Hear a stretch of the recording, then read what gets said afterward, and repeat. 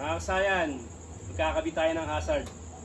Sa hindi gantong hindi sa wave type ito lang yung sample natin. Lalagay tayo ng hazard. Yung pinakamadaling lagyan ng hazard, yung mga neck bar na katulad nito.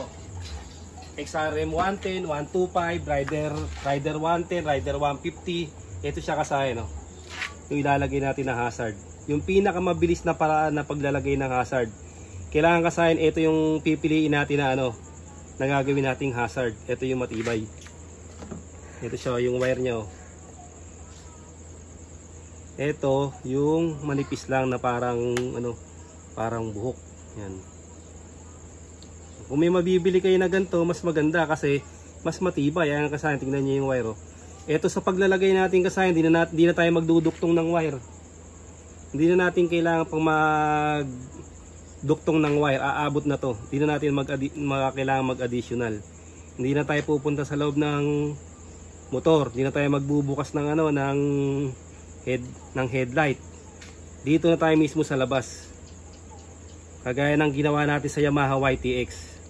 Motorstar 110, 125, yung mga rack na Rusi, Style XRM,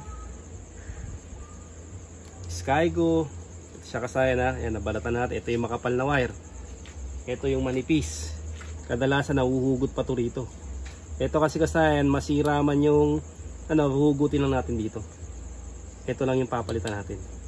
Ito yung matibay yan, hindi na tayo magdadagdag. Dito tayo, tutukan mo to kasayan yung pag-aanaman natin. Dito lang tayo kukuha ng wire, hindi na tayo sa loob. Basta titapan lang natin mabuti. Ito na siya kasayan, biyakin lang natin dito. Basta sanay lang tayo mag-tape din ng maayos. Ito makunat na to kasi yung wire nito na sa initan. Ito siya.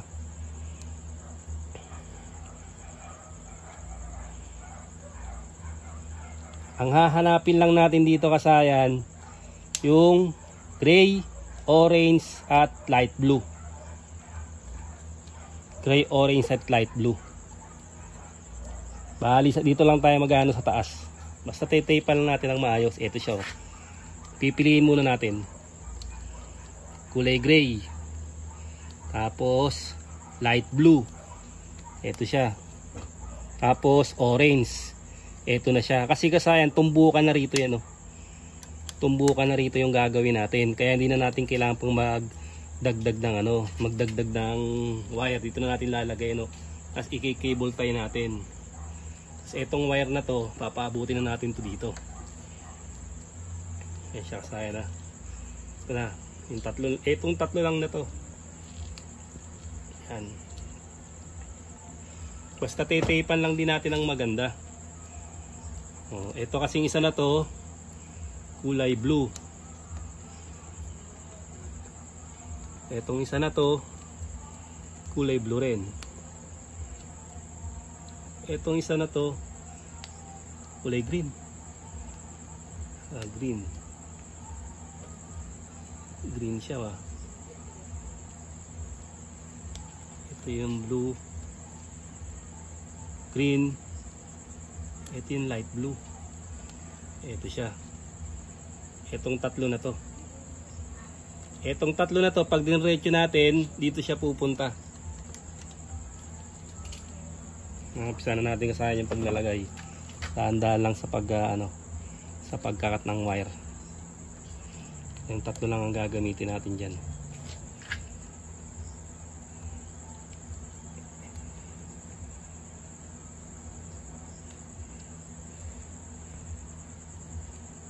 Pwede rin natin siguraduhin kung tama ba yung nakuha natin. Pwede tayong gumamit ng test light.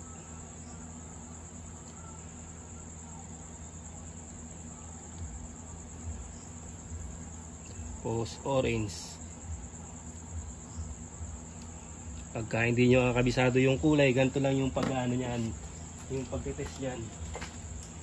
Lalagay lang natin yung test clip sa ating body ground dito. Pa-body ground lang natin siya.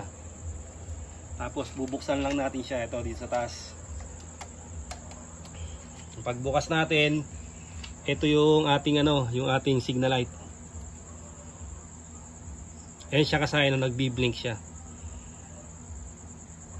Ibig sabihin niya, ito yung signal light supply. Kahit hindi pa tayo nagte-turn left, turn right, mag-ano na siya, magpa-flash na kagad siya. Signal light supply, ayan, nagbi-blink yung ilaw natin. Pag nilagay natin sa kaliwa, ito yung kulay orange. Kailangan magbi-blink siya. Ayan siya. Pag nilagay naman natin sa kanan, pagkakanan naman tayo, kailangan magbi-blink naman yung ano natin, yung kanan. Ayan siya, nag-blink siya. Ito kasi yung titignan nyo, ha. Ayan, nagbi-blink siya. O dito, ito lagi ito nagbi-blink. Kahit ilipat mo siya o hindi. Kasi ito yung supply ng ano, ng signal light supply.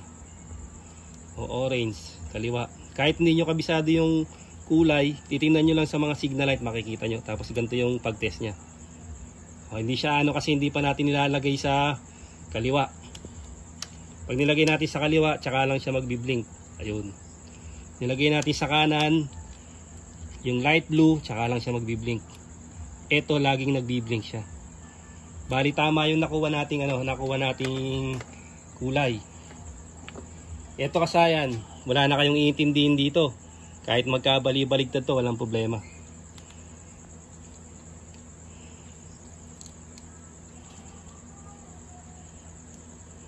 Hindi nyo na kailangan kung saan yung mapupunta yung bawat isa.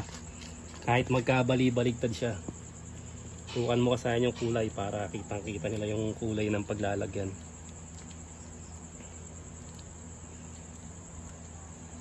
Hindi sila malilito, yung kita kaagad nila yung ano.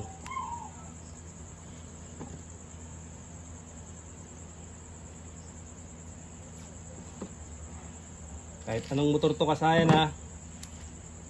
Kahit yung mga GD, Barako, ito yung tinatawag na ito na kaagad siya, tumbukan na agad siya sa ano niya.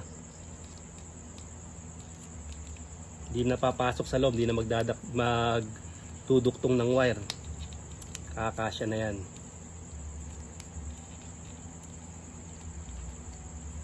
Sisilan lang din natin ang mabuti. At pwede rin natin lagyan ng ano yan, ng automotive hose.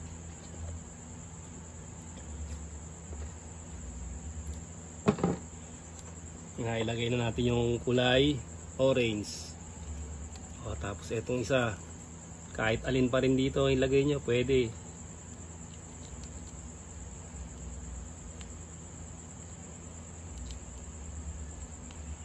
Tumbukan na to kasayan, basta matibay lang yung hazard para tumagal. Lost thread man to o masira, lumulubog, di na bumabalik, mapapalitan nyo kagad siya ng ano, ito lang, hindi na yung wire, buo pa rin yung ano, yung harness, kasi matibay siya, hindi siya nag-uumido o nagpupulbos.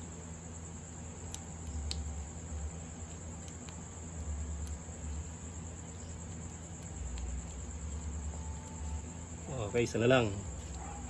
Wala kayong ano dito kasay sa kulay, ha, kahit magkabaliktaran yung tatlo na yan. Yung tatlo na to, pwede magkabaligtaran. Yung tatlo na to, kahit magkabali-baligtad, walang problema. Basta tama lang yung pag-intact ng wire. Siguradong gagana yan.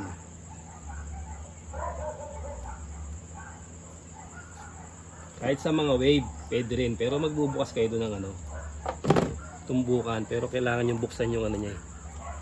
Ito kasi wala nang bukasan. Yun ang kailangan magbukas ng kaha o ng headlight o magduktong pa ng wire. Ito na yung pinakamadaling paraan. At hindi pa kakalat yung wire. Dahil hanggang dito lang sa taas.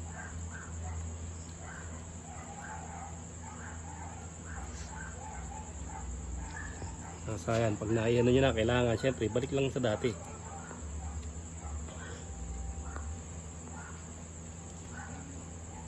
Ito kasi sayang tong ano na to, matigas na yung pinaka ano nya.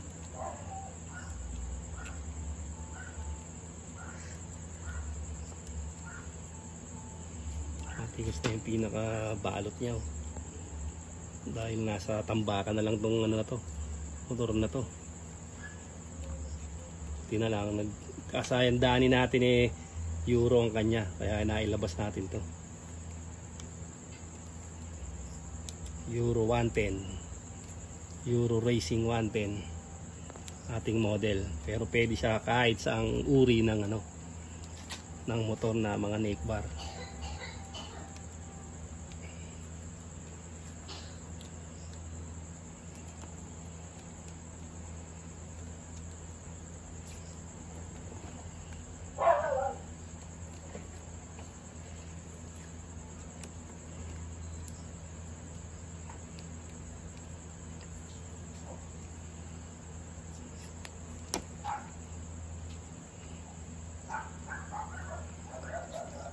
Sayang, pati ito lalagyan din natin yan.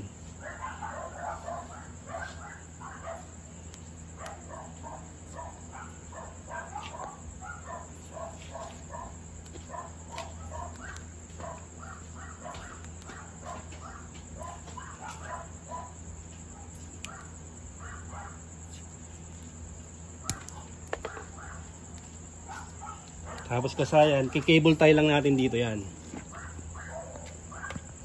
Dito na yung magiging forma niya kasaya, no?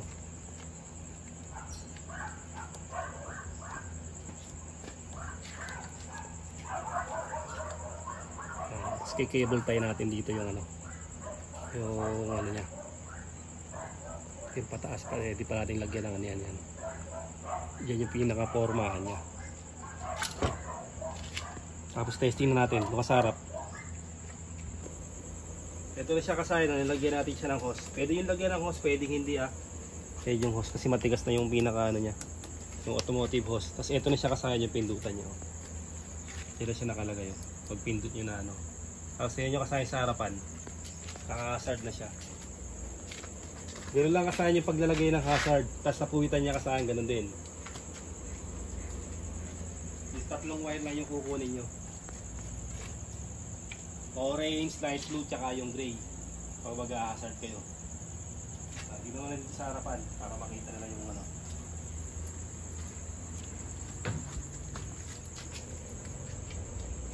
Hanggang dito na lang mga kasayan. Salamat sa panonood.